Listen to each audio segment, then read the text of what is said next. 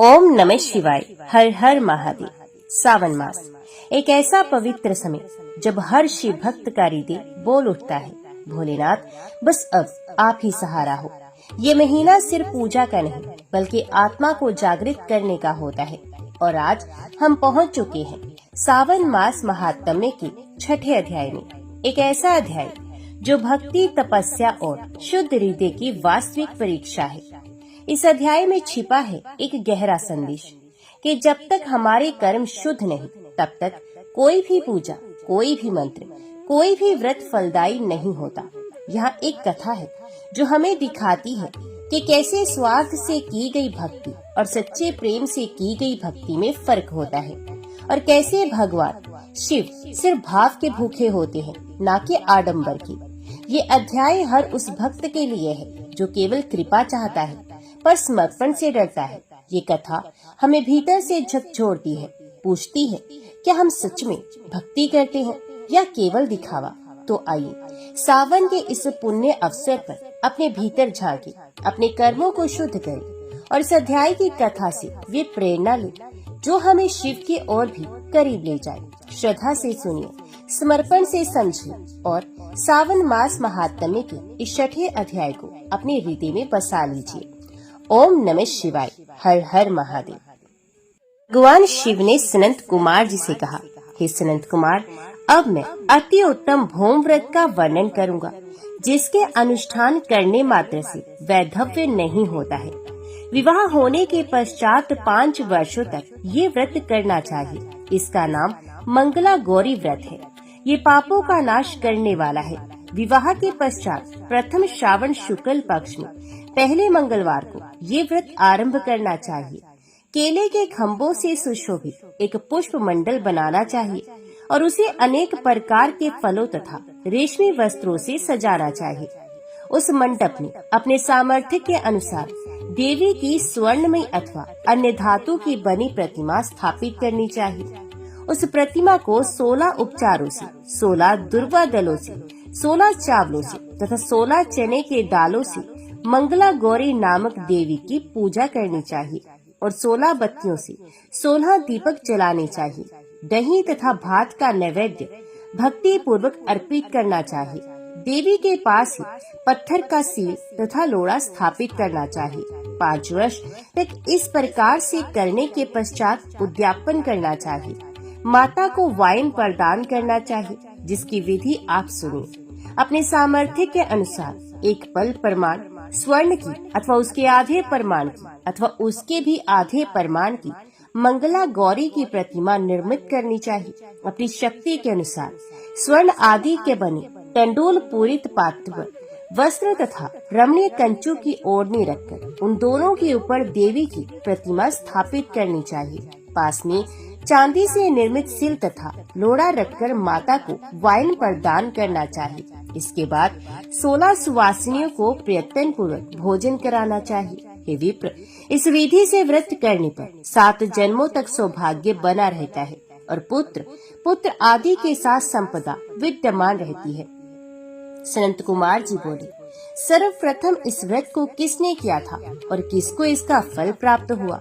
हे शंभु, जिस तरह से मुझे इसके प्रति निष्ठा हो जाए, कृपा करके वैसे ही बताइए। ईश्वर बोले, हे सनंत कुमार, पूर्व काल में कुरु देश में शुद्ध कृति नामक एक विद्वान, कीर्तिशाली, शत्रुओं का नाश करने वाला, 64 कलाओं का ज्ञाता तथा धनुर्विद्या में कुशल राजा हुआ था। पुत्र के अतिरिक्त अन्य सभी शुभ चीजें उस राजा के पास थी। अतः वे राजा संतान के विषय में अत्यंत चिंतित हुआ और जब ध्यान पूर्वक देवी की आराधना करने लगा, तब उसकी कठोर तपस्या से देवी प्रसन्न हो गई और उससे ये वचन बोली, हे सुव्रत, वर मांगो।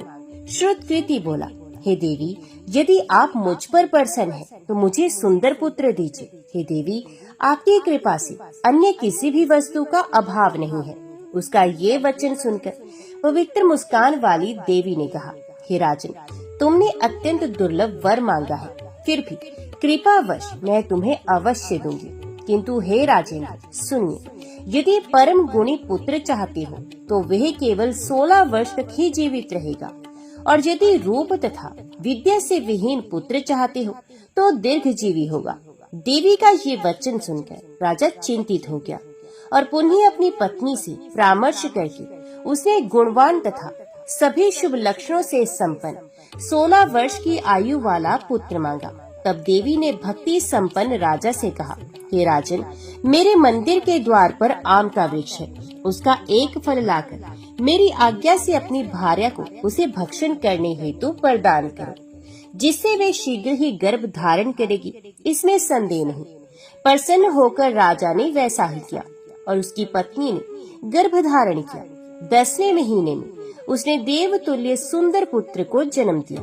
तब हर्ष तथा शोक से युक्त राजा ने बालक का जात कर्म आदि संस्कार किया और शिव का स्मरण करते हुए उसका नाम चिरायु रखा।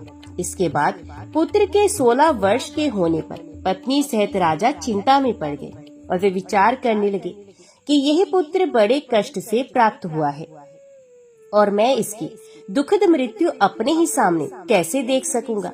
ऐसा विचार करके राजा ने पुत्र को उसके मामा के साथ काशी भेज दिया। प्रस्थान के समय राजा की पत्नी ने अपने भाई से कहा कि कार्पटिक का वेश धारण करके आप मेरे पुत्र को काशी ले जाइए। मैंने भगवान मृत्युंजय से पूर्व में पुत्र के लिए प्रार्थना की थी और कहा था कि हे विश्वेश्वर, आप जगतपति की यात्रा के लिए मैं उस पुत्र को अवश्य भेजूंगी, अतः आप मेरे पुत्र को आज ही ले जाइए और सावधानी पूर्वक इसकी रक्षा कीजिएगा। अपनी बहन की ये बात सुनकर भांजे के साथ वे चल पड़ा। कई दिनों तक चलते चलते वे आनंद नामक नगर में पहुंचा। वह सभी प्रकार की समृद्धियों से संपन्न वीरसेन नाम वाला राजा रहता था। उस राजा की एक सर्व लक्षण संपन्न युवावस्था प्राप्त मनोहर तथा रूप लावण्य में मंगला गौरी नामक कन्या थी।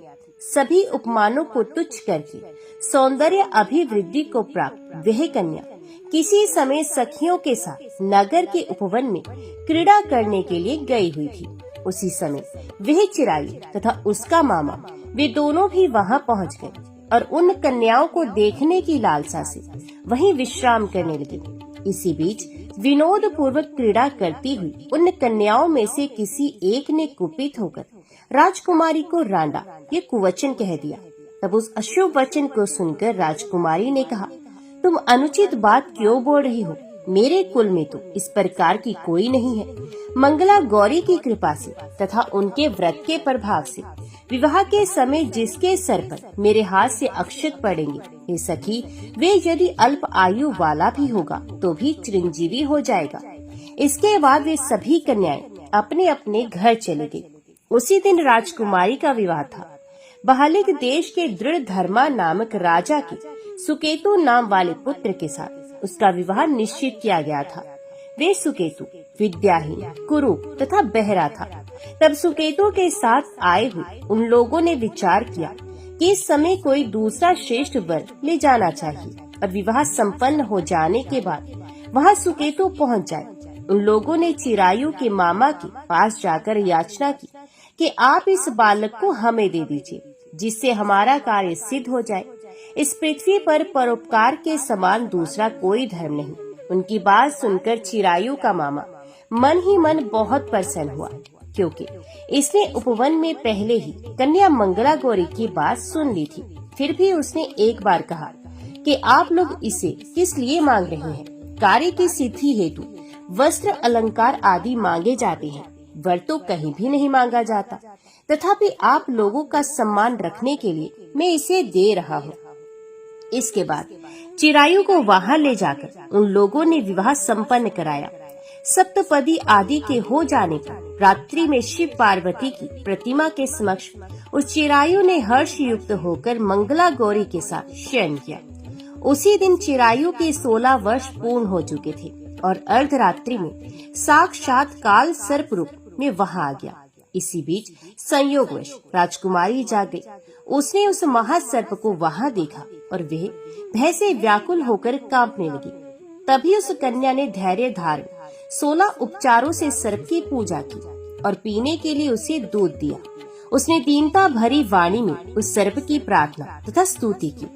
मंगला गौरी प्रार्थना करने लगी कि मैं उत्तम व्रत को करूंगी, जिससे मेरे पति जीवित रहें। ये जिस तरह से चिरकाल तक जीवित रहें, अब वैसा कीजिए। इतने में सर्व वहाँ स्थित एक कमंडलू में प्रवेश कर गया। उस मंगला गौरी ने अपनी कंचुकी के उस कमंडलू का मुंह बांध दिया।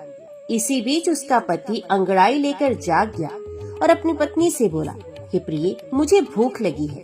तब वह अपनी माता के पास जाकर खीर, लड्डू आदि ले आई और उसके द्वारा दिए भोज्य पदार्थ को उसने प्रसन्न मग्न होकर खाया।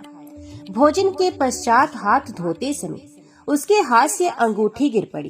तांबुल खाकर वे पुनः सो गया और इसके बाद मंगला गौरी कमंडलू को फेंकने के लिए जाने लगी। विधि की कैसी गति है!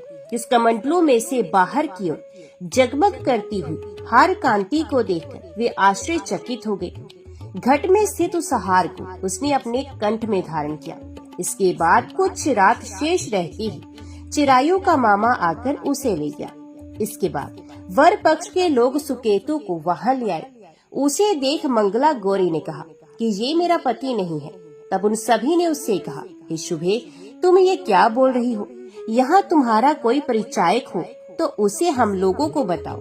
मंगला गौरी बोली, जिसने रात्रि में 9 रत्नों से बानी अंगूठी दी है, उसकी अंगुली में इसे डालकर परिचायक निशानी देख ले। मेरे पति ने रात्रि में मुझे जो हार दिया था, उसके रत्नों का समुदाय कैसा है, इस बात को ये बताए।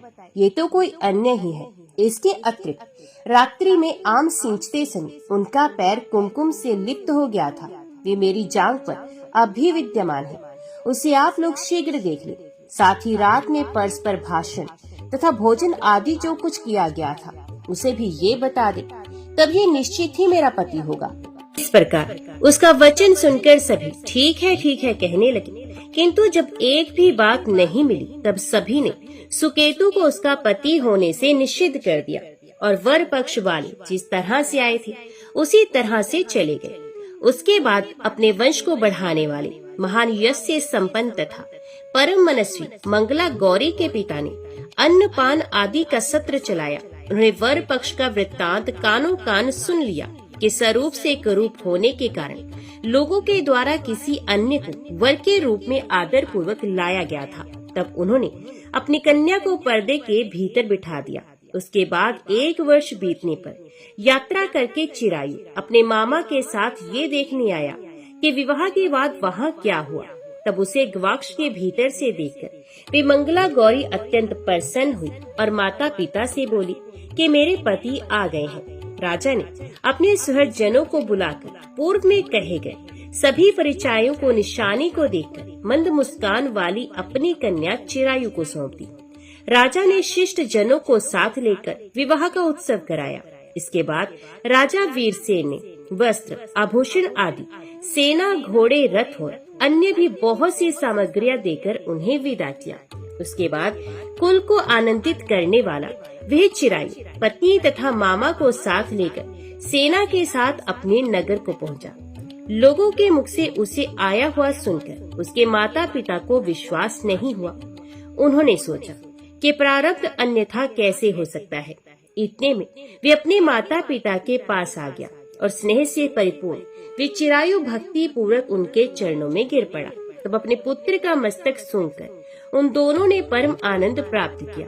पुत्र वधू मंगला गौरी ने भी सास ससुर को प्रणाम किया। तब सास उसे अपनी गोद में बैठाकर सारा वृतांत शीघ्रता पूर्वक पूछने लगी। हे महामुनि, तब पुत्र वधू ने भी मंगला गौरी के उत्तम व्रत महात्म्य तथा जो कुछ घटित हुआ था वे सब वृतांत बता दिया। हे सनंत कुमार, मैंने आपसे इस मंगला गौरी व्रत का वर्णन कर दिया। जो कोई भी इसका श्रवण करता है अथवा जो कोई इसे कहता है उसके सभी मनोरथ पूर्ण हो जाते हैं, इसमें कोई संदेह नहीं। सूत जी बोले, हे ऋषियों, इस प्रकार शिव जी ने सनंत कुमार जी को ये मंगला गौरी व्रत बताया और उन्होंने सभी कार्यों को पूर्ण करने वाले इस व्रत को सुनकर महान आनंद प्राप्त किया। तो सब प्रेम से बोलो, मंगला गौरी माता की जय। लोमश जी कहते हैं, भगवान महेश्वर के भेजे हुए सब ऋषिगण सहसा हिमवान के पास आए। उन्हें आया देख हिमवान के मन में बड़ी प्रसन्नता हुई और उन्होंने शीघ्र उठकर उन सबका स्वागत सत्कार किया।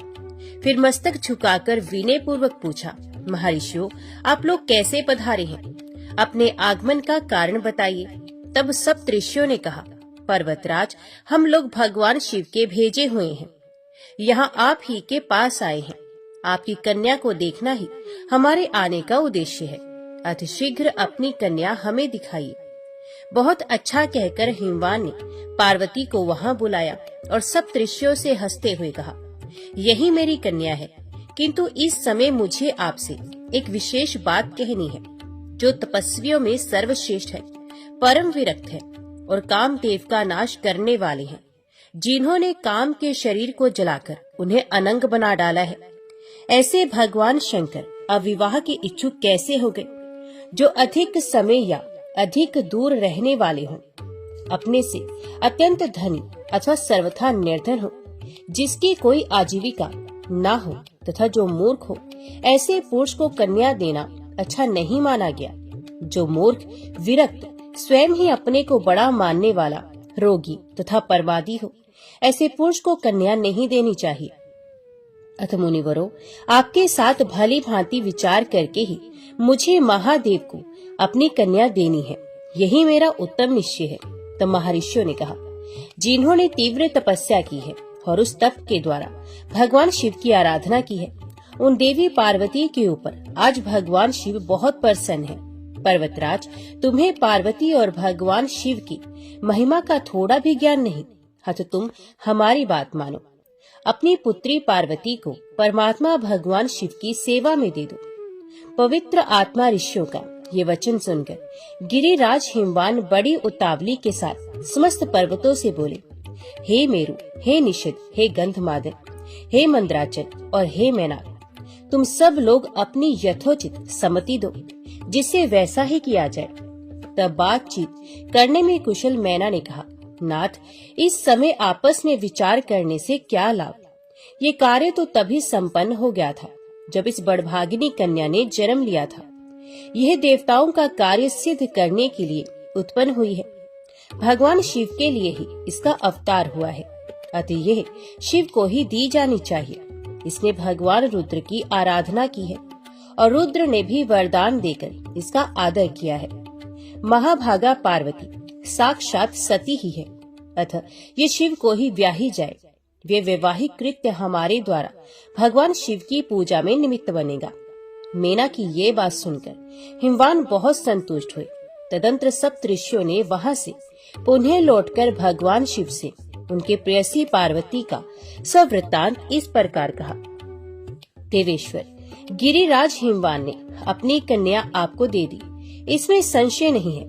अब देवताओं को साथ ले शीघ्र ही पार्वती से विवाह करने के लिए जाइए। ऋषियों का ये वचन सुनकर परमेश्वर शिव ने कहा, विवाह कैसे होगा और कौन कौन उसमें चलेंगे, ये सब बात विस्तार पूर्वक बताओ।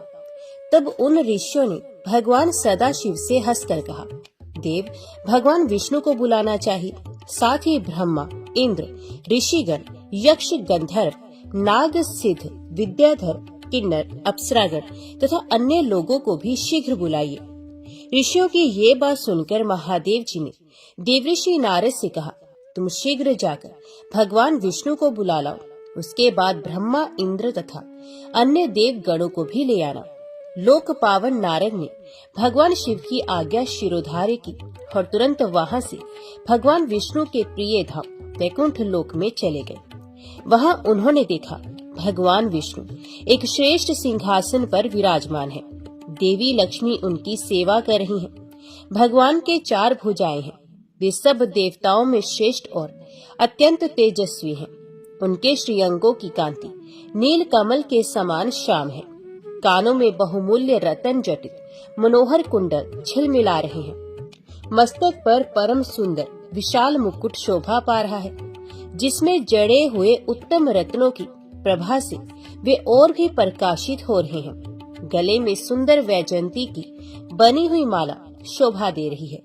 इस प्रकार त्रिभुवन में एकमात्र सुंदर वे सनातन देव विष्णु वैकुंठ में विराज रहे हैं। ऋषियों में श्रेष्ठ सर्वज्ञ नारद जी ब्रह्म वीणा बजाते हुए भगवान विष्णु के समीप गए और शंकर जी का संदेश सुनाते हुए बड़े आदर से बोले, महाविष्णु, शीघ्र चलिए, महादेव जी विवाह के लिए उतावले हो रहे हैं। उनकी ओर से सब कार्यों की व्यवस्था करने वाले केवल आप ही हैं। नारद जी की बात सुनकर देवादिदेव भगवान जनार्दन नारद जी तथा पार्षदों को साथ ले वहां से चल दिए। भगवान विष्णु योगेश्वरों के भी प्रभु हैं, महान हैं तथा परमात्मा हैं। वे उस समय गरुड़ पर आरूढ़ हो श्रेष्ठ देवताओं के साथ आकाश मार्ग से भगवान शिव के समीप गए। योगी जन जिनके चरणार विंदों का सदा चिंतन करते हैं, वे महादेव जी भगवान विष्णु को आया देख उठकर खड़े हो गए और आनंद मगन हो उन्हें छाती से लगा लिया। फिर भगवान हरि और हर दोनों एक ही आसन पर विराजमान हुए। दोनों ने एक दूसरे की कुशल पूछी। तत्पश्चात श्री महादेव जी बोले, विष्णु पार्वती की तपस्या से मैं उसके वश में हो गया हूँ और आज उसका पानी ग्रहण करने के लिए हिमवान के घर चलना चाहता हूँ। यह बातचीत हो ही रही थी कि ब्रह्मा जी भी इंद्र तथा संपूर्ण लोकपालों के साथ वहां आ पहुँचे। इसी प्रकार सब असुर, यक्ष, दानव, नाग, पक्षी, अप्सरा और महर्षि भी आए। सबने एकत्रित होकर भगवान शिव से एक स्वर में कहा, महादेव जी अब आप हम लोगों के साथ हिमवान के घर पधारिए। तब भगवान विष्णु ने भी इस प्रस्ताव के अनुरूप बात कही, शंभो आपके गृह सूत्रोक्त विधि के अनुसार ही यहाँ वैवाहिक कर्म करना चाहिए, जैसे नांदी, मुख, श्राद्ध और मंडप की स्थापना आदि आवश्यक कार्य हैं। भगवान विष्णु के कथन अनुसार महादेव जी ने अपने हित के लिए सब कुछ वैसा ही किया। आभ्योतिक श्राद्ध कर्म में जिनका पूजन उचित और आवश्यक है, ऐसे ब्रह्मादि देवताओं की उन्होंने पूजा की। ब्रह्मा जी के साथ कश्यप मुनि ने नवग्रहों का पूजन किया। अत्रि, वशिष्ठ, गौतम, भागुरी, भृगु, बृहस्पति, शक्ति, जमदग्नि, पराशर, मार्कंडेय, शिलावाक, शून्यपाल, अक्षयत्रम, अगस्त्य, च्यवन तथा गोभिल, ये और भी दूसरे भी बहुत से महर्षि शिव के समीप आए। ब्रह्मा जी की आज्ञा से उन सब ने वहाँ विधि पूर्वक शास्त्रोक्त रीति से शुभ कर्म संपन्न किए। देवी चंडी सब भूतों से घिरी हुई सबके आगे आगे चली। उन्होंने अपने मस्तक पर सोने का कलश ले रखा था। चंडी के पीछे भगवान शिव के गण थे और गणों के पीछे इंद्र आदि देवता, लोकपाल और ऋषि चल रहे थे। ऋषियों के पीछे भगवान विष्णु के महातेजस्वी कुमुद आदि पार्षद थे, जो भगवान के असंख्य भावों को शीघ्र ही समझ लेने वाले तथा बड़े मनोहर थे।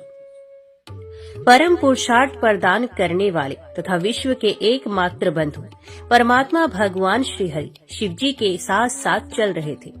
तीनों लोकों के एकमात्र पालक भगवान विष्णु लक्ष्मी जी के साथ अपने वाहन गरुड़ जी की पीठ पर बैठे थे। बड़े बड़े मुनीश्वर अपने हाथों में सुंदर चवर लिए हवा कर रहे थे। सर्वेश्वर श्री हरि उन सबके साथ बड़ी शोभा पा रहे थे। इसी प्रकार ब्रह्मा जी भी चारों वेदों, 6 वेदांगों, आगमों, इतिहासों और पुराणों के साथ अपने वाहन हंस पर विराजमान थे। ब्रह्मा, विष्णु, देवेश्वरगण तथा ऋषि वृंद से घिरे हुए भगवान शिव अपने वाहन वृषभ पर आरूढ़ होकर चल रहे थे। वे संपूर्ण योगेश्वरों के लिए भी दुर्लभ तथा अगम्य हैं। वेद, देवता, सिद्ध और महर्षिगण जिसे धर्म कहते हैं, उसी धर्म स्वरूप धर्म वत्सल वृषभ पर महादेव जी आरूढ़ थे। मात्र काएं उन्हें सब ओर से घेर कर अपनी मधुर वाणी द्वारा भगवान शिव के लिए मंगलाचार करती थी। इस प्रकार भगवान महेश्वर संपूर्ण देव दानवों के साथ सब प्रकार से अलंकृत हो नारियों में श्रेष्ठ पार्वती जी का पानी ग्रहण करने के लिए गिरिराज हिमवान के घर गए।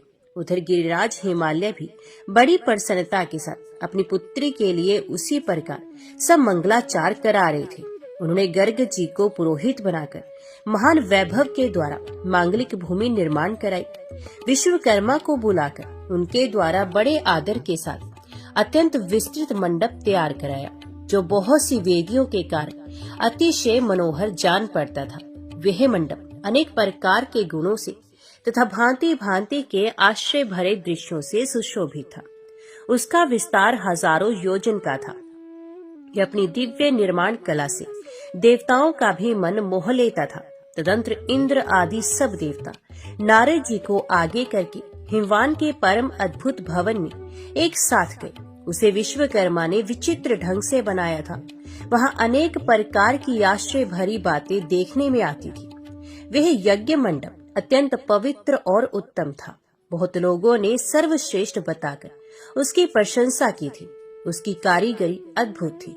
वे मन और बुद्धि के लिए अत्क्रय था। बुद्धिमान विश्वकर्मा ने इस प्रकार विचित्र यज्ञ मंडप की रचना की थी। वे संपूर्ण देवेश्वर ऋषियों के साथ उस मंडप में प्रवेश करना ही चाहते थे। तब तक हिमवान की दृष्टि उनके ऊपर पड़ी। हिमवान ने आगे बढ़कर उनका स्वागत किया और उन सबके ठहरने के लिए बड़े मनोहर गृह प्रदान किए। गंधर्व, सिद्ध, प्रमथ, यक्ष, देव, नाग तथा अप्सराएं, इनमें जो जहाँ सुखपूर्वक रह सके उन्हें वहीं विश्राम स्थान हिमालय ने दिया। हिमवान से सम्मानित होकर सब देवताओं ने अपने परिवार और वाहनों से उस मंडप में आनंद पूर्वक निवास किया। विश्वकर्मा ने उसमें बहुत विस्तृत अवकाश बना रखा था। ब्रह्मा जी के निवास के लिए अत्यंत प्रकाशमान स्थान बनाया गया था। उसी प्रकार भगवान विष्णु के लिए दूसरा भवन बना था, जो अत्यंत विचित्र और बहुत ही प्रकाशमान था। विश्वकर्मा ने उसे अपने हाथों सवार कर अत्यंत मनोहर बना रखा था। इसी प्रकार चंडी गृह भी उन्होंने बड़ा सुंदर बनाया था।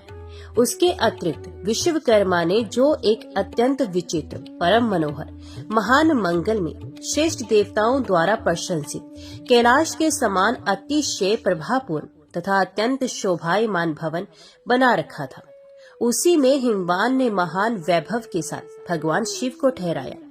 इसी समय मैना देवी अपनी सखियों तथा ऋषि मुनियों के साथ भगवान शिव की आरती उतारने के लिए आई। उस समय जो बाजे बज रहे थे, उनके शब्द से तीनों लोक गूंज उठे। मैना ने तपस्वी शिव की अपने हाथों आरती उतारी। ये बड़ी सती साध्वी थी। जमाता को देखकर उन्हें पार्वती की कही हुई सब बातें स्मरण हो आई और वे विस्मय विमुग्ध हो उठी। मैना मन ही मन कहने लगी, अहो, पार्वती ने पहले मेरे समीप जो कुछ कहा था उससे कहीं अधिक सौंदर्य इस समय मैं महादेव जी के अंगों में देख रही हूँ। ये सौंदर्य तो अनवृच्छनीय है। इस प्रकार विस्मय में डूबी हुई मैना देवी अपने घर में लौट आई। उस समय पार्वती स्नान करके मंगल पीठ पर बैठी थी। ब्राह्मणों की स्त्रियों ने सब ओर से उन्हें घेरकर आरती उतारी। तदंतर गर्गाचार्य ने कहा, विद्वानों, आप लोग इसी समय पानी ग्रहण के लिए भगवान शंकर को इस मंडप में ले आए। इस कार्य में शीघ्रता होनी चाहिए। गर्गाचार्य का वचन सुनकर गिरिराज हिमवान ने सब मंत्री भगवान शंकर के पास गए और उन्होंने 3 कलशों के जल से मांगलिक विधि के अनुसार भगवान सदाशिव को स्नान कराया तथा उनकी आरती भी उतारी।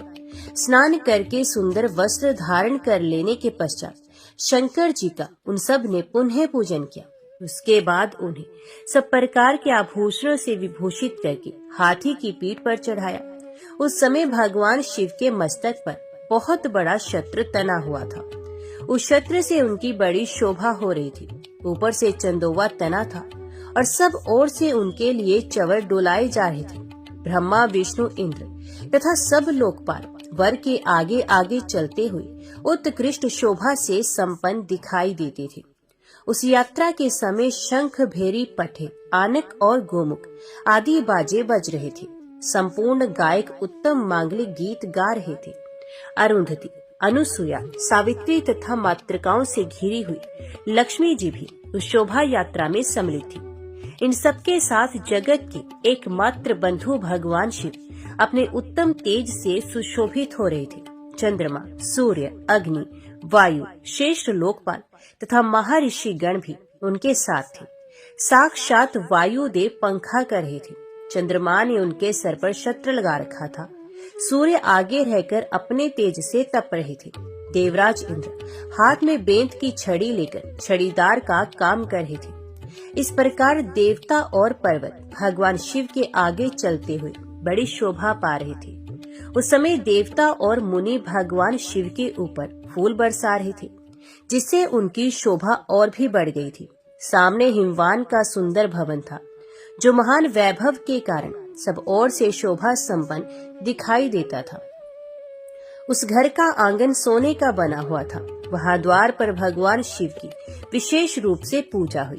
फिर मनुष्य, देवता और दानवों के द्वारा पूजित होकर उन्होंने इस भवन में प्रवेश किया। इस प्रकार अंतपुर में पहुंचकर भगवान शिव यज्ञ मंडप में पधारे।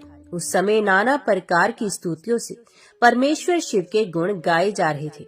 वहां पहुंचने पर गिरिराज हिमवान ने महेश्वर को हाथी से उतारा और मंगल पीठ पर बिठाकर सखियों सहित मेना तथा पुरोहित ने उनकी विशेष रूप से आरती की। वहां मधु पर्क आदि की जो आवश्यक विधि है वे सब ब्रह्मा जी की आज्ञा से पुरोहित ने तत्काल संपन्न की।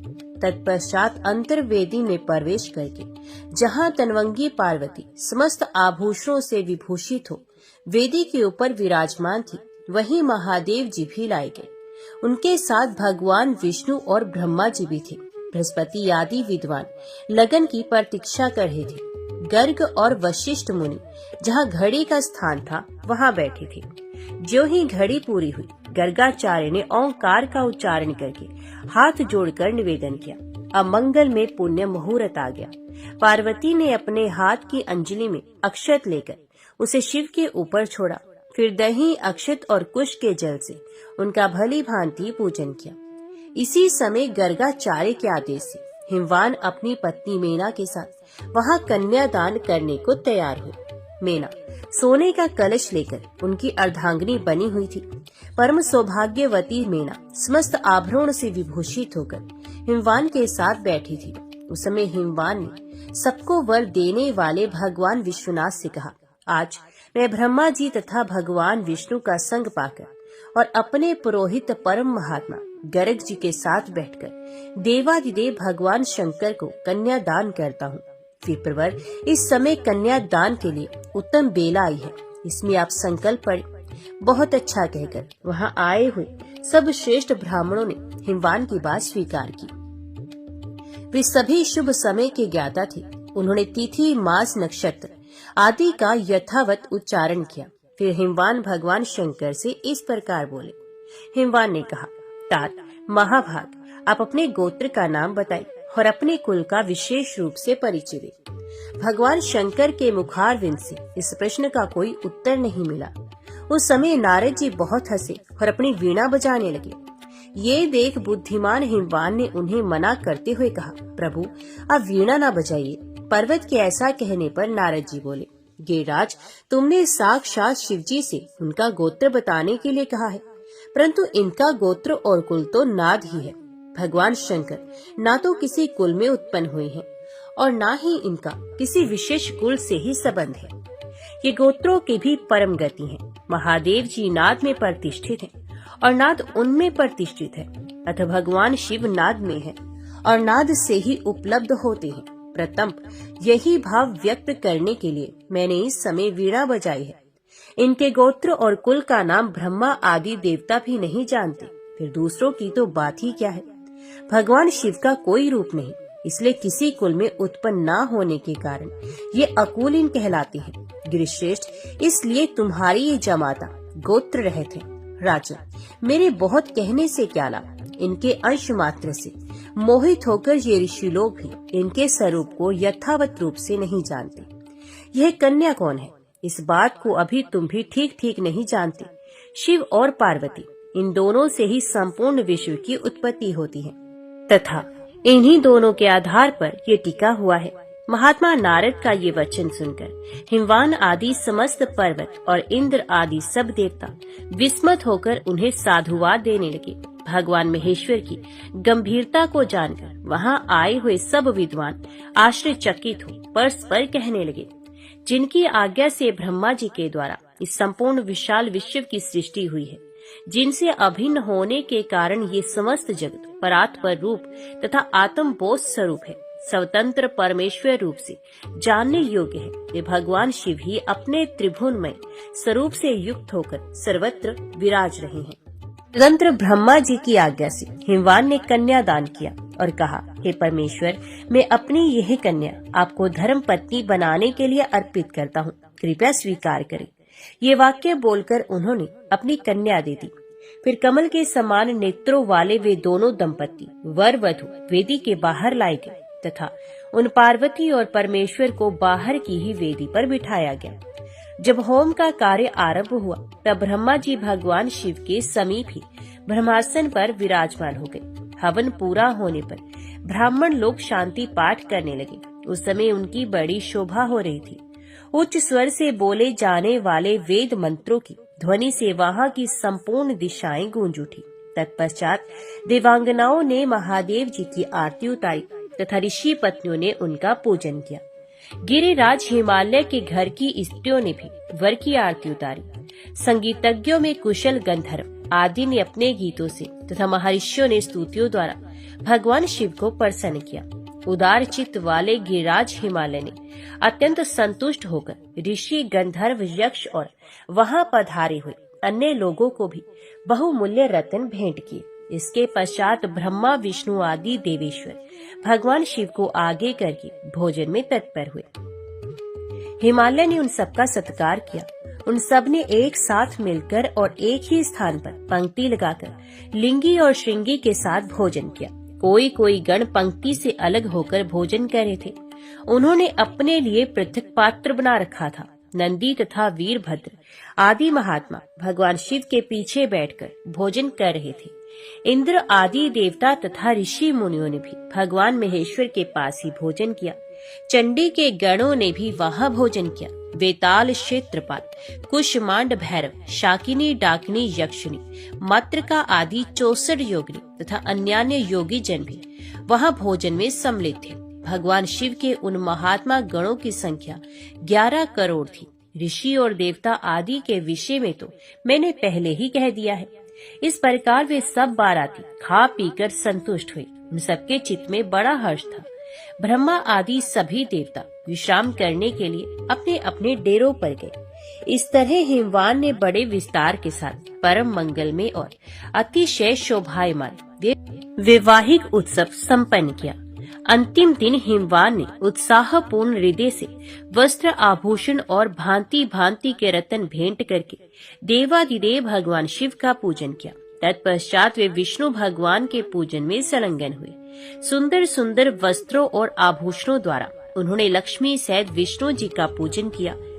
इसी प्रकार ब्रह्मा जी की, बृहस्पति जी और इंद्राणी सहित इंद्र की तथा अन्य लोकपालों की भी पृथक पृथक पूजा की।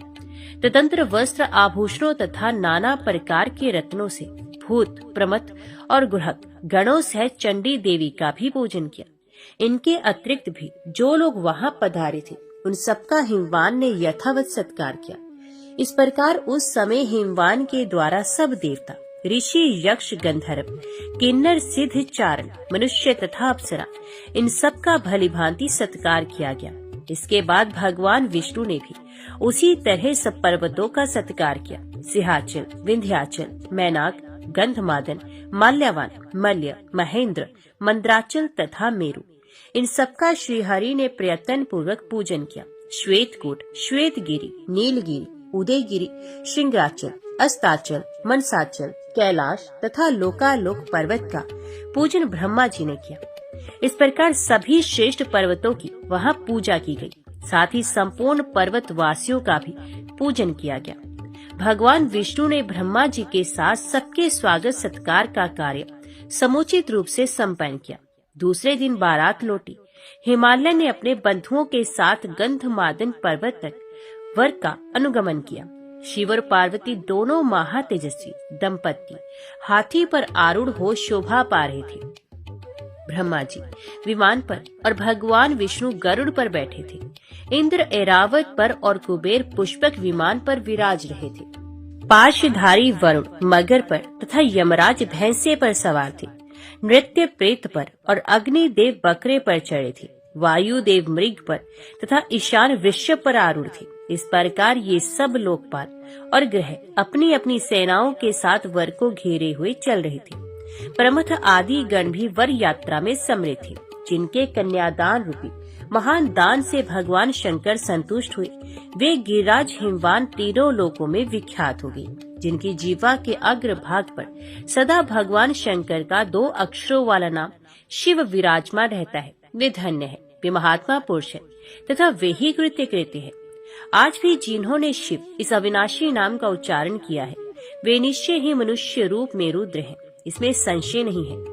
महादेव जी थोड़ा सा बिल पत्र पाकर भी सदा संतुष्ट रहते हैं। फूल और जल अर्पण करने से भी प्रसन्न हो जाते हैं। भगवान शिव सदा सबके लिए कल्याण स्वरूप हैं। ये पत्र, पुष्प और जल से ही संतुष्ट हो जाते हैं, इसलिए सबको इनकी पूजा करनी चाहिए। शिव जी इस जगत में मनुष्यों को महान सौभाग्य प्रदान करते हैं। ये एक ही हैं, महान हैं, ज्योति स्वरूप हैं तथा अजन्मा परमेश्वर हैं।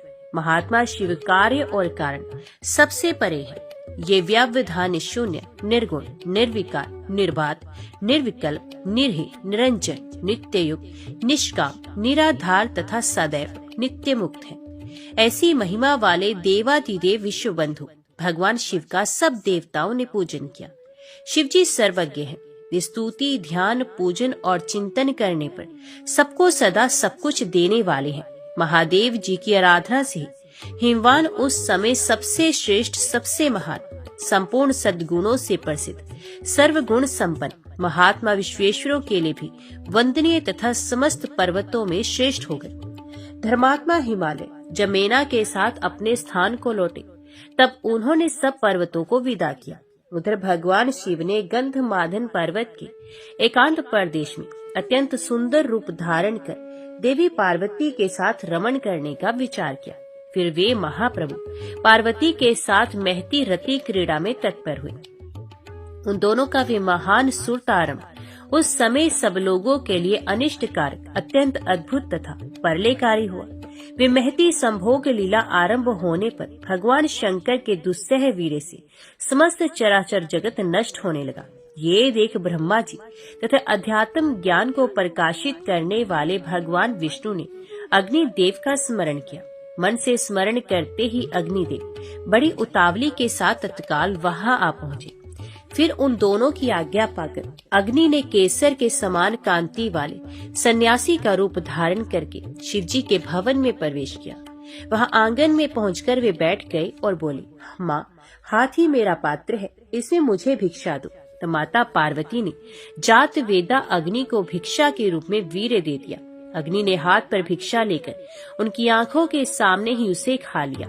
ये देख पार्वती जी कुपित हो गई और अग्नि को शाप देती हुई बोली, अरे ओ भिक्षु, मेरे शाप से तू शीघ्र ही सर्वभक्षी हो जाएगा तथा शंकर जी के इस वीर्य से तुझे सब और बड़ी भारी पीड़ा प्राप्त होगी। तदंतर अग्निदेव ने लोक कल्याणकारी भगवान शंकर से कहा, प्रभु महादेव, अब मुझे क्या करना चाहिए? सुश्रेष्ठ, अब मुझे ऐसा कोई उपाय बताइए जिससे मैं सर्वथा सुखी रहूं और देवताओं का हविष्य वहन करता रहूं। तब भगवान शिव ने सब देवताओं के सुनते सुनते कहा, अग्नि, तुम अपने शरीर में पड़े हुए मेरे वीर्य को स्त्री के गर्भ में स्थापित कर दो। ये सुनकर अग्नि ने कहा, भगवान, आपका तेज दुस्सह है, इसे प्राकृतिक जन कैसे धारण कर सकते हैं? उस समय नारद जी ने अग्निदेव से कहा, तुम मेरी बात मानो। माघ मास में प्रातः स्नान करके शीत के कारण जो अत्यंत कष्ट पा रहे हो, वे जब अग्नि सेवन के लिए आए तब उनके शरीर में तुम भगवान शिव का ये तेज स्थापित कर देना। नारद जी की ये बात मानकर परम कांतिमान एवं महान प्रभावशाली अग्निदेव ब्रह्म मुहूर्त में बैठकर अपने प्रचंड तेज से प्रज्वलित हो उठे। अग्नि को प्रज्वलित देख शीत से कष्ट पाने वाली कृतिकाओं ने अग्नि सेवन की इच्छा से वहां आने का विचार किया। उस समय अरुंधति देवी ने उन सबको रोका, तो भी उनकी बात ना मानकर वे सब कृतिकाएं आग तापने लगी। जब तक वे आग तापती रही तब तक ही शंकर जी के वीर्य के सभी परमाणु उनके रोमकूपों में होकर शरीर में घुस गए। अब अग्निदेव उस वीर्य से मुक्त हो गए। फिर तो स्वयं ही उनका भी प्रज्वलित तेज शांत हो गया। तत्पश्चात वे कृतिकाएं गर्भवती होकर वहां से अपने घर को लौटी। वहां उनके पति महर्षियों ने जब उन्हें शाप दिया तो वे नक्षत्रों के रूप में आकाश में विचरने लगी। उसी समय उन सब ने भगवान शिव के उस वीर्य को हिमालय के शिखर पर छोड़ दिया। छोड़ने पर वे सहसा तपाए हुए स्वर्ण के समान चमक उठा। फिर वे गंगा जी में डाल दिया गया। गंगा जी में बहता हुआ वे तेजों में वीर्य सरकंडों के मुंह से घिर गया। वहां वे तेज 6 मुखों वाला बालक के रूप में परिणत हो गया। इसका पता लगने पर संपूर्ण देवताओं को बड़ी प्रसन्नता हुई। तदंतर नारद जी ने आकर शिव और पार्वती से उस बालक के जन्म का समाचार कहा। शिवजी के अत्यंत सुंदर पुत्र उत्पन्न हुआ है। ये समाचार सुनकर गंधमादन पर्वत पर निवास करने वाले समस्त परमथ गणों का हृदय आनंद उल्लास से भर गया। वहाँ अनेकों पताकाएं फहराने लगी, बिलपत्र की बंधन वारे शोभा पाने लगी तथा भांति भांति के वृतानों से उस पर्वत की शोभा बढ़ गई। महात्मा शंकर के पुत्र के जन्म से विशिष्ट पर्वत अत्यंत प्रकाशित हो रहा था। उस समय सब देवता, ऋषि, सिद्ध, चारण, यक्ष, गंधर्व, सर्प तथा अप्सराएं सबके सब गंगा के तट पर विराजमान उस गंगा पुत्र को देखने के लिए वहां गए। पार्वती के साथ भगवान शंकर भी वृक्ष पर आरूढ़ हो इंद्रादि देवताओं को साथ ले उस स्थान को चल दिए। देवता, सिद्ध, यक्ष, गंधर्व, विद्याधर और नाग सभी आनंद में मगन थे। वे शिवजी के साथ ही उनके वरदायक पुत्र का दर्शन करने के लिए गए। शंकर जी के समान प्रतापी उस गंगा पुत्र की ओर देवताओं ने जब दृष्टिपात किया तब उन्हें महान तेज दिखाई दिया जो तीनों लोकों में व्याप्त था। उस तेज से घिरा हुआ वह बालक तपाए हुए स्वर्ण के समान कांतिमान था। उसका मुख बड़ा ही सुंदर था, अंग अंग मनोहारिणी शोभा से संपन्न था। नासिका की बनावट बड़ी सुंदर थी। वे मंद मंद मुस्कुराते हुए सबकी ओर देखता था। उसके दांत बड़े ही स्वच्छ और चमकीले थे। संपूर्ण अंगों में सुंदरता खिल रही थी। उसके सर के बाल सब और बिखरे हुए थे।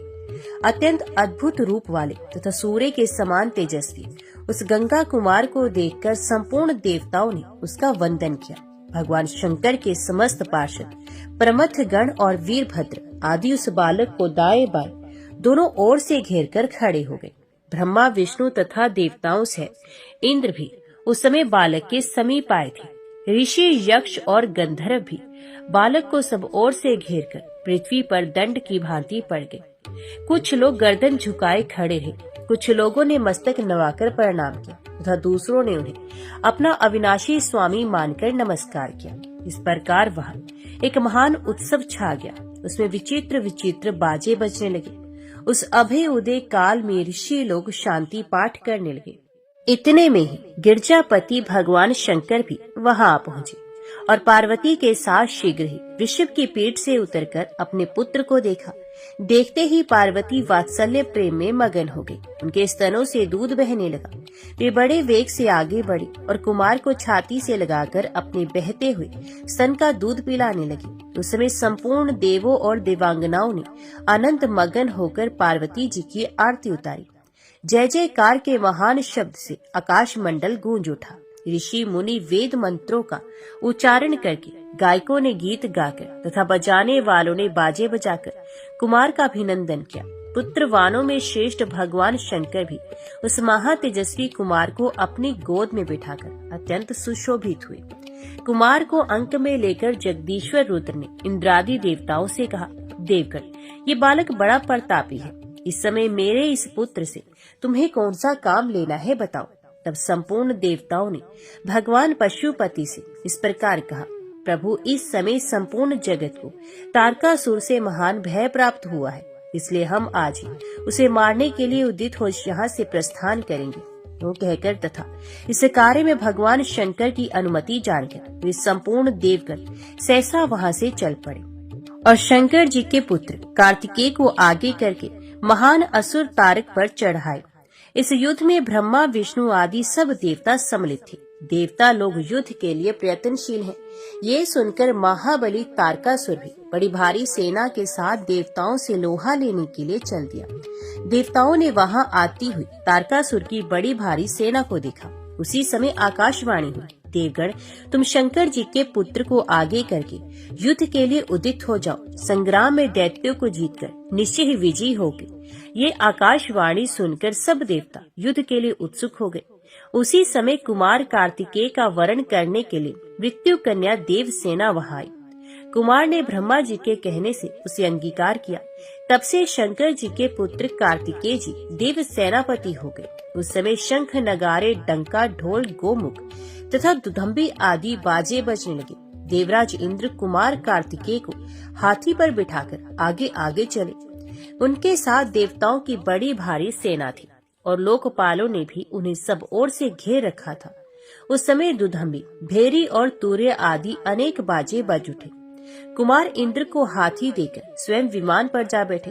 तब इंद्र ने कुमार के मस्तक पर वरुण देवता का छत्र धारण कराया, जो बहुमूल्य मणियों की प्रभा से प्रकाशित हो रहा था। उसमें भांति भांति के रत्न लगे हुए थे, जिससे उसकी शोभा बहुत बढ़ गई थी।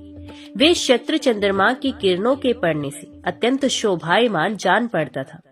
उस समय युद्ध की इच्छा रखने वाले इंद्र आदि संपूर्ण महाबली देवता अपनी अपनी सेना के साथ युद्ध में सम्मिलित हो गए।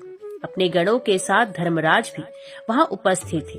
मृत गणों के साथ वायु, जल जंतुओं के साथ वरुण, भोगों से घिरे हुए कुबेर, प्रमथ गणों के साथ ईशान और व्याधियों के साथ नृत्य युद्ध के लिए आए थे। इस प्रकार 8 लोकपाल युद्ध की इच्छा से मिलकर तारकासुर को मारने का विचार करते थे। विश्व वंद्य शिव पुत्र सेनापति कार्तिकेय आत्मज्ञों में श्रेष्ठ थे। उन्हें आगे करके सब देवता पृथ्वी पर उतरे और गंगा यमुना के बीच अंतर्वेदी में आकर खड़े हुए। तारकासुर के अनुचर भी पाताल से वहीं आ गए और देवताओं का वध करने के लिए अपनी सेना के साथ युद्ध स्थल में विचरने लगे। तारकासुर भी विमान पर बैठकर वहां आया। उस विमान से उसकी बड़ी शोभा हो रही थी। वह असुर बड़ा तेजस्वी था। उसके मस्तक पर छत्र तना हुआ और सब ओर से चवर डुलाए जा रहे थे। इसे दैत्यराज तारक बड़ी शोभा पा रहा था। इस प्रकार देवता और दैत्य अंतर्वेदी में आकर बड़ी भारी सेना के साथ खड़े थे। उन्होंने अपने सैनिकों के पृथक पृथक व्यूह बना रखे थे। हाथी, ऊंट, भेड़े, भांति भांति के घोड़े तथा बहुमूल्य मणियों से युक्त विचित्र विचित्र रथ भी व्यूह के आकार में खड़े थे। बहुत से पैदल योद्धा शक्ति, शूल, फरसा, तलवार, तोमर, तीर, पाश, मुदगर और पट्टिश आदि शस्त्रों से सुसज्जित थे। देवता और दैत्यों की वे दोनों सेनाएं एक दूसरे की अपेक्षा से सजकर बड़ी शोभा पा रही थी। उस समय देवताओं ने दैत्यों को मार डालने का विचार किया। तदंतर दोनों सेनाएं मेघ के समान गंभीर स्वर में गर्जना करने लगी। महाबली देवता और असुर एक दूसरे से भिड़ गए। उनमें घमासान युद्ध होने लगा। बाणों की बौछारों से वहां का सारा मैदान रुंड मुंडों से भर गया। कितने ही धड़ बिना मस्तक के नाच रहे थे। रक्त की नदियां बह चली। वे युद्ध बड़ा भयंकर हो रहा था।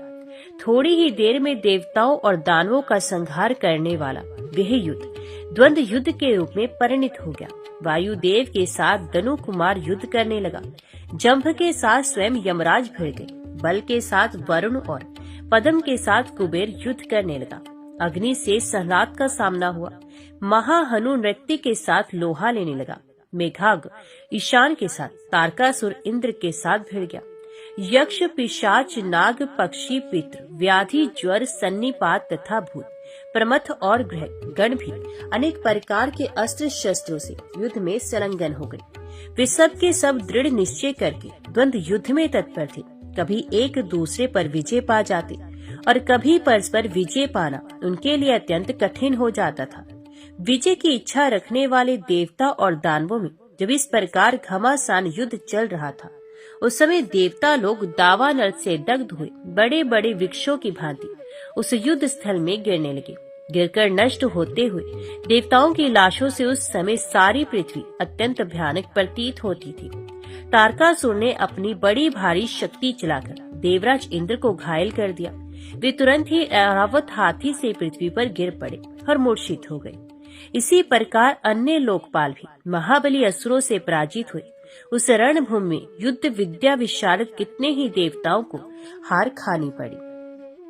कितनों को प्राणों से हाथ धोना पड़ा और कितने ही युद्ध छोड़कर भाग खड़े हुए।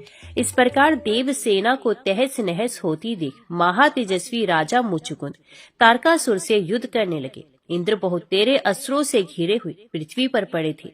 उन्हें छोड़कर तारकासुर मुचुकुंद के साथ भिड़ गया। इस प्रकार मुचुकुंद और तारकासुर में बड़ा भारी युद्ध हुआ। मुचुकुंद बड़े बलवान थे। उन्होंने तलवार से तारकासुर पर ज्यों ही प्रहार किया, त्यों ही तारकासुर की शक्ति से आहत होकर वे रणभूमि में गिर पड़े।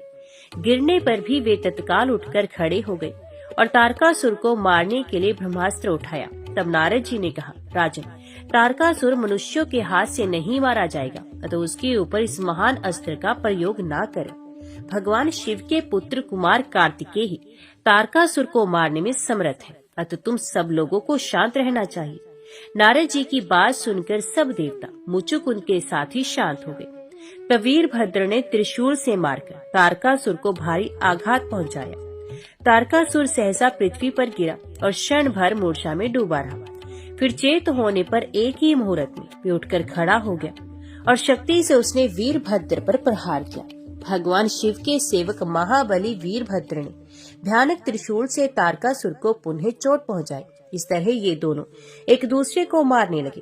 भगवान शिव के गणों में जो अत्यंत युद्ध कुशल और वीरभद्र के समान ही पराक्रमी थे, वे बैल पर सवार हो, मस्तक पर जटा जूट धारण किए, हाथों में त्रिशूल लिए तथा सर्पों का आभूषण पहने वहां आए और वीरभद्र को आगे करके दैत्यों के साथ लोहा लेने लगे। उन्होंने दैत्यों के साथ बड़ा भयानक संग्राम किया। उस युद्ध में प्रमथ गण विजयी हुए। उनसे परास्त होकर असुर लोग युद्ध से विमुख हो गए। अत्यंत पीड़ित होकर उन्हें पराभव स्वीकार करना पड़ा। अपनी सेना को तितर बितर होती देख तारकासुर ने 10,000 भुजाएं प्रकट की और सिंह पर सवार हो रणभूमि में देवताओं का संहार आरंभ किया। उसने शिव के बहुत से गणों को भी मार गिराया। जान पड़ता था वह तीनों लोगों का संहार कर डालेगा। उसके सैनिकों ने समस्त शिव गणों को शत विक्षत कर दिया तथा दैत्य सेना के सिंहों ने शिव गणों की सवारी के काम आने वाले सब बैलों को मार डाला। इस प्रकार उस रण क्षेत्र में जब भगवान शिव के पार्षद मारे जाने लगे, तब भगवान विष्णु ने शंकर जी के प्रिय पुत्र कुमार कार्तिकेय से हंसकर कहा, कृत्तिकानंदन, तुम्हारे सिवा दूसरा कोई ऐसा वीर नहीं जो इस पापी तारकासुर का वध कर सके, अतः तुम्हें ही इसका संहार करना चाहिए। कार्तिकेय बोले, भगवान, यहाँ कौन अपने है कौन पराए, इसका मुझे कुछ भी ज्ञान नहीं। ये सुनकर देवऋषि नारद ने कहा, महाभाव, तुम भगवान शंकर के अंश से उत्पन्न कुमार हो, इस जगत के रक्षक और स्वामी हो। देवताओं को सबसे बढ़कर सहारा देने वाले भी इस समय तुम ही हो। वीरवर, तारकासुर ने पहले बड़ी उग्र तपस्या की थी। उसी के प्रभाव से उसने देवताओं पर विजय पाई है, स्वर्गलोक को जीत लिया तथा अजयता प्राप्त की है। उस दुरात्मा ने इंद्र और लोकपालों को भी परास्त किया है तथा तीनों लोक अपने अधिकार में कर लिए हैं। वे धर्मात्माओं को सताने वाला है, अतः तुम्हें उसका वध अवश्य करना चाहिए। आज तुम ही रक्षक होकर सबका कल्याण करो। नारद जी की बात सुनकर कुमार कार्तिकेय बड़े जोर से हंसे और विमान से उतरकर पैदल चलने लगे। अपने हाथ में बड़ी भारी उल्का के समान दैदीप्यमान और अत्यंत प्रभावशाली शक्ति लेकर जब वे रणभूमि में पैदल ही दौड़ने लगे, उस समय बलवानों में श्रेष्ठ तथा अत्यंत प्रचंड उस बालक को आते देख तारकासुर कहने लगा, आहो, यह कुमार अपने शत्रुभूत बड़े बड़े दैत्यों का संहार करने वाला है, अतः इसके साथ मैं ही युद्ध करूंगा। अन्य सब वीरों, संपूर्ण गणों, गणाधीशों और लोकपालों को भी मैं अभी मौत के घाट उतारता हूँ। यूं कहकर महाबली तारकासुर कुमार से युद्ध करने के लिए आगे बढ़ा। उसने एक अद्भुत शक्ति हाथ में ली। वे इंद्र का अपमान कर चुका था। फिर उसे वेग पूर्वक आते देख बुद्धिमानों में श्रेष्ठ इंद्र ने सावधान होकर वज्र से आघात किया। वज्र की मार खाकर तारकासुर व्याकुल हो पृथ्वी पर गिर पड़ा। गिरते ही वे पुनः उठकर खड़ा हो गया और बड़े रोष में भरकर उसने इंद्र पर शक्ति से प्रहार किया। इंद्र ऐरावत हाथी पर बैठे थे, किंतु तारकासुर ने उन्हें पृथ्वी पर गिरा दिया। उनके गिरने पर देवताओं की सेना में बड़ा हाहाकार मचा। इंद्र को पृथ्वी पर गिरा देख प्रतापी वीरभद्र अत्यंत कुपित हो उठे। वे बड़े बलवान वीर थे। उन्होंने हाथ में त्रिशूल लेकर इंद्र की रक्षा करते हुए महादैत्य तारक पर प्रहार किया। शूल के आघात से आहत होकर तारकासुर पृथ्वी पर गिर पड़ा, परंतु वे बड़ा तेजस्वी था। गिरने पर भी पुनः उठकर खड़ा हो गया। उसने बहुत बड़ी शक्ति लेकर वीरभद्र के वक्ष स्थल पर प्रहार किया। उसकी शक्ति के आघात से वीरभद्र भी धराशायी हो गए। उस समय समस्त शिवगण, संपूर्ण देवता, गंधर्व, नाग तथा राक्षस बारंबार हाहाकार करने लगे। इतने में ही शत्रुओं का नाश करने वाले महाबली वीरभद्र उठकर खड़े हो गए। उन्होंने एक चमकते हुए त्रिशूल से जब तारकासुर को मार डालने का विचार किया, उसी समय कुमार कार्तिकेय ने उन्हें मना करते हुए कहा, महामती, तुम इसका वध न करो। उन्होंने उस रणभूमि में जब सिंहनाद किया, तब आकाश में खड़े हुए देवता जय जयकार करने लगे। वीरवर कार्तिकेय एक बहुत बड़ी शक्ति लेकर उसके द्वारा तारकासुर को मार डालने के लिए तैयार हुए। तारकासुर और कुमार कार्तिकेय में बड़ा विकट प्राणियों के लिए भयंकर तथा अत्यंत दुस्सहनीय संग्राम हुआ। दोनों वीर हाथों में शक्ति लिए एक दूसरे से जूझ रहे थे। ये शक्ति से विपक्षी की शक्ति पर चोट करते थे। दोनों को उत्साहपूर्वक युद्ध करते देख देवता, गंधर्व आदि आपस में कहने लगे, पता नहीं इस युद्ध में किसकी विजय होगी। इसी समय आकाशवाणी हुई, देवताओं, आज कुमार कार्तिकेय तारकासुर को अवश्य मार डालेंगे। तुम सब लोग चिंता न करो, सुखपूर्वक स्वर्गलोक में स्थित रहो। आकाश में प्रकट हुई इस देव वाणी को प्रमथ गणों ने घिरे हुए कुमार कार्तिकेय ने भी सुना। सुनकर उस भयानक दैत्य को मार डालने का निश्चय किया। अतिशय बलवान महाबाहु कुमार ने तारकासुर की छाती से शक्ति प्रहार की, परंतु दैत्यराज तारक ने उस प्रहार की कोई परवाह न करके स्वयं ही क्रोध में भरकर अपनी शक्ति से कुमार पर आघात किया। उस प्रहार से शंकर नंदन कार्तिकेय मूर्छित हो गए। जब पुनः वे सचेत हुए तो महर्षि गण उनकी स्तुति करने लगे। जब मतवाला सिंह जैसे हाथी पर झपटता है, उसी प्रकार प्रतापी कुमार ने तारकासुर पर प्रहार कर दिया। उस समय वायु की गति कुंठित हो गई थी, सूर्य का प्रकाश मंद पड़ गया था। पर्वतों और वनों से समूची पृथ्वी डगमगाने लगी।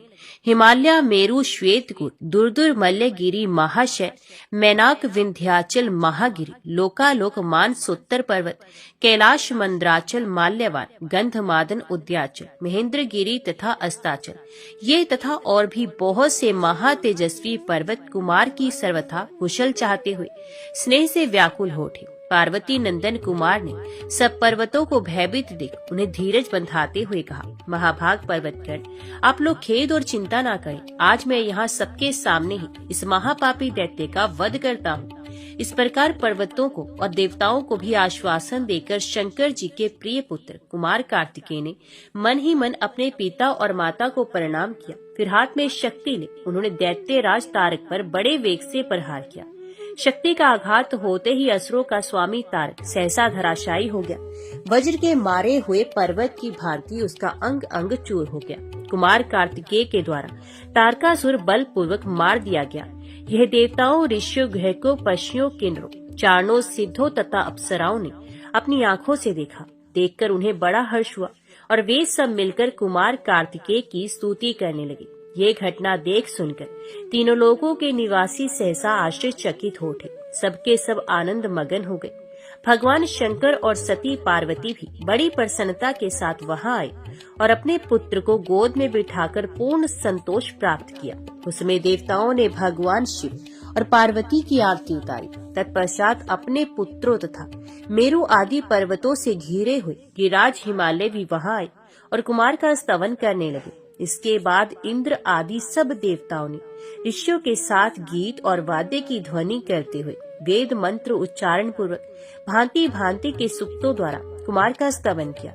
ये कुमार विजय नामक चरित्र अत्यंत अद्भुत है। इसमें कुमार के पराक्रम और महात्म्य का वर्णन है। उनका ये उदार चरित्र अत्यंत प्राचीन, परम आनंददायक तथा मनुष्यों को मनोवांछित वस्तु प्रदान करने वाला है। जो महात्मा कुमार के तारक वध नामक चरित्र का पाठ या श्रवण करता है, उसके सब पातकों का नाश हो जाता है। ओम नमः शिवाय। हर हर महादेव।